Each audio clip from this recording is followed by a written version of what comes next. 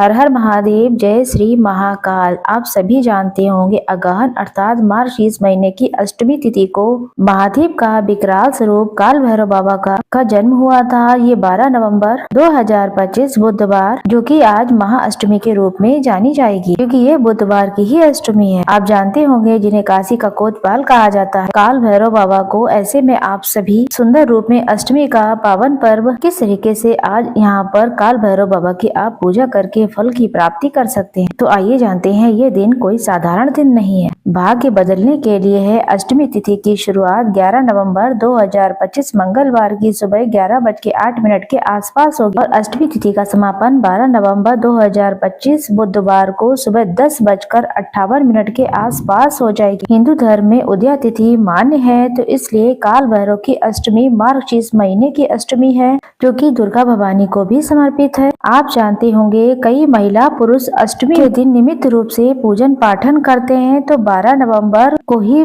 अष्टमी का व्रत उपवास करें। तो आइए जानते हैं इस दिन कौन कौन से उपाय किए जा सकते हैं, किस तरीके से इसकी पूजा विधि है। बस वीडियो शुरू करने से पहले बस आपसे यही उम्मीद है कि आप सब कमेंट बॉक्स में जय श्री महाकाल या फिर काल भैरव की जय जरूर से लिखेंगे। आप जानते हैं ये जो स्वरूप है अपने आप में बहुत ही अद्भुत होता है। नजर बाधा, हाई टोक लगती है, दुख, बीमारी या फिर मन विचलित सा रहता है। साथ ही इस दिन दुर्गा भवानी के स्वरूप का भी पूजन होता है। साथ ही गणपति गजानन के रूप में भी जाना जाता है। ये दिन किसी चमत्कार से कम नहीं है। इस दिन सुबह जल्दी उठें और आप अपने घर के मंदिर में या फिर घर के आसपास कहीं भी काल भैरव का मूर्ति या प्रतिमा विराजित है। अगर ऐसा संभव नहीं हो पाता है कि काल भैरव बाबा के मंदिर इत्यादि आपको मिले, ऐसी स्थिति में आप महादेव के मंदिर में भी पूजा कर सकते। ऐसे में गुरु जी द्वारा बताए गए बुधवार की अष्टमी के जो कुछ उपाय हैं उसे जान लेते हैं। उसके बाद कुछ और भी है जो भी बताएंगे। इसमें गुरु जी ने बताया है, जो व्यक्ति बार बार परेशान हो जाता है तो वह बुधवार की अष्टमी के दिन 1 कटोरी हरे मूंग की दाल, 1 कटोरी ले लीजिए। आप नई पुरानी जैसी भी कटोरी हो, स्टील की कटोरी ले लें और उस कटोरी में आप रख लें 5 बेलपत्र। अगर बेलपत्र नए नहीं है तो शिवलिंग पे चढ़े हुए धोकर के बेलपत्र आप काम में ले सकते हैं। गुड़ का 1 टुकड़ा रखिएगा। इसके बाद जो व्यक्ति बहुत अधिक परेशान है हर स्वरूप में, उसके ऊपर से 21 बार एंटी क्लॉकवाइज यानी कि उल्टी दिशा में, यानी कि जैसे कि आप नजर उतारते हैं उस तरीके से आप उतारा करिए। बुध का जो संबंध है हरे मूंग से है। बुध ग्रह और गणेश जी को हरा मूंग बहुत प्रिय है। जिन बच्चों का पढ़ाई लिखाई में मन नहीं लगता है, जिसकी विवाह की दिक्कत बनी हुई है, आपको भी कर्ज की समस्या है, परिवार में धन नहीं टिकता है, हर स्वरूप में दवाई बीमारी में पैसा जाता है, ये उपाय जो है काल भैरव अष्टमी के दिन एक चमत्कार के रूप में होगा। अष्टमी तिथि बहुत ही श्रेष्ठ दिन है, जो कि भाग्य को बदलने के लिए जानी जाती है। अष्टमी तिथि उदयकालीन है, ये पूरे दिन ये मान्य रहेगी। पूरे दिन में आप किसी भी समय कर सकते हैं। आप उतारा कर लीजिए।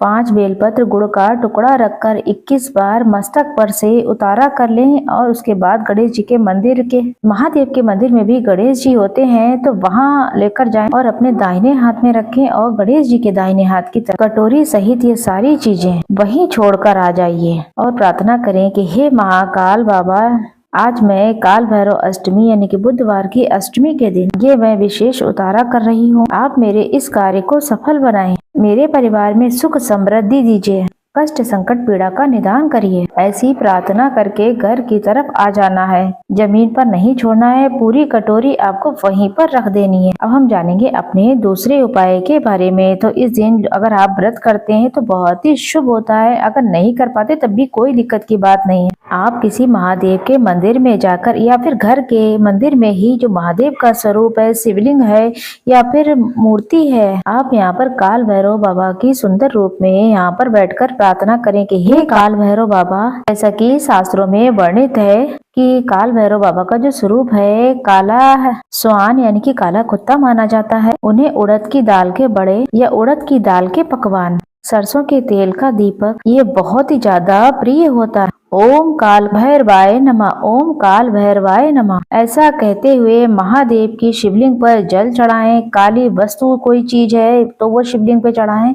काला तिल, काली उड़द चढ़ा सकते हैं, काली लौंग भी चढ़ा सकते हैं। काली मिर्च चढ़ा सकते हैं, समी का पत्ता चढ़ा सकते हैं। ये सब शास्त्रों में लिखी हुई बातें हैं। आपको शिवलिंग पर काल भैरव भगवान का ध्यान करते हुए सारी चीजें समर्पित करनी चाहिए। साथ के साथ काली चीजों से जो भी आपने बनाया है, बड़े वगैरह, तो उनका भोग लगाना चाहिए आपको। बाद में इन्हें थोड़ा बहुत स्वान इत्यादि को खिला देते हैं, बहुत ही उत्तम होता है। साथ के साथ सरसों के तेल का चौमुखा दीपक यानी कि धर्म अर्थ काम मोक्ष की प्राप्ति के लिए चौमुखा दीपक का विधान है। महादेव के मंदिर में बहुत ही सरल तरीके से पूजा विधि रहती है। अब ये चौमुखा दीपक है, या तो आप अपने घर के मंदिर में या फिर काल भैरव के मंदिर में जरूर से लगाएं। चौमुखा दीपक जो है काल भैरव बाबा के निमित्त लगाया जाता है, ऐसा ज्योतिष शास्त्र में वर्णित है। ये सरल सा कार्य है, आप करके देखिए, इसमें कोई दोष नहीं है, लेकिन आपको लाभ निश्चित तौर पर मिलेगा। आप ये दोनों उपाय कर सकते हैं। बस आज के दिन जो है ओम काल भैरवाय नमः, ओम काल भैरवाय नमः इतना बोलते हुए शिव जी की पूजा करें और मन में प्रार्थना करें कि मैं साक्षात काल भैरव बाबा की पूजा कर रही हूँ। सरल उपाय है, बहुत ही लाभदायक है, लेकिन विश्वास रखना होगा आपको। साथ के साथ शिवलिंग पर गणेश जी के स्थान पर